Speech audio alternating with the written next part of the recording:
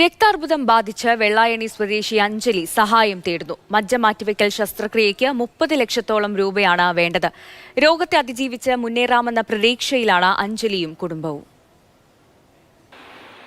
2022 ചികിത്സയിലൂടെ തരണം ചെയ്തതാണ്. 2 വർഷത്തിനിപ്പുറം രക്താർബുദം വീണ്ടും ബാധിച്ചു. കൗണ്ട് കുറയാൻ കാരണം എന്താണെന്നറിയാൻ വേണ്ടിയിട്ട് ബോൺ മാരേജ് ചെയ്തായിരുന്നു. അപ്പം ബയോപ്സി റിപ്പോർട്ട് വന്നപ്പോൾ വീണ്ടും പോസിറ്റീവായി. മജ്ജ മാറ്റിവെക്കൽ മാത്രമാണ് ഏക പരിഹാരം.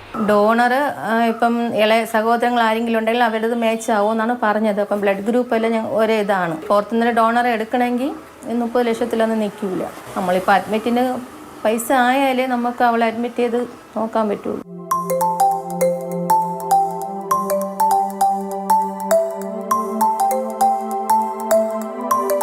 ഒഴിവ് സമയങ്ങളിൽ അഞ്ജലി ചിത്രം വരയ്ക്കും. RCCയിൽ ചികിത്സ നടക്കുമ്പോഴാണ് ഡോക്ടറുടെ ചിത്രം വരച്ചു നൽകിയത്. അവൾ എന്നെ കാട്ടി നല്ല ബോൾഡിലാണ്.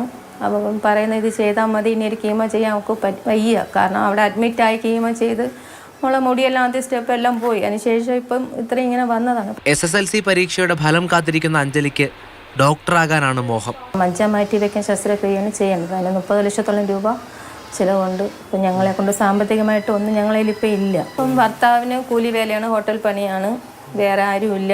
അപ്പം ഞങ്ങൾക്ക് ഇതിൽ കൂടെ അറിഞ്ഞ് എന്തെങ്കിലും ഞങ്ങളെല്ലാവരും സഹായിക്കണം. രോഗം തരണം ചെയ്യാനുള്ള മനസ്സുണ്ട്. ആ മനസ്സിന് പിന്തുണ നൽകേണ്ടത് നമ്മളാണ്. സുമനസ്സുകൾ സഹായിക്കുമെന്ന പ്രതീക്ഷയിലാണ് തിരുവനന്തപുരം കാക്കാമൂലയിലെ ഈ കുടുംബം. മാതൃഭൂമി ന്യൂസ്, തിരുവനന്തപുരം.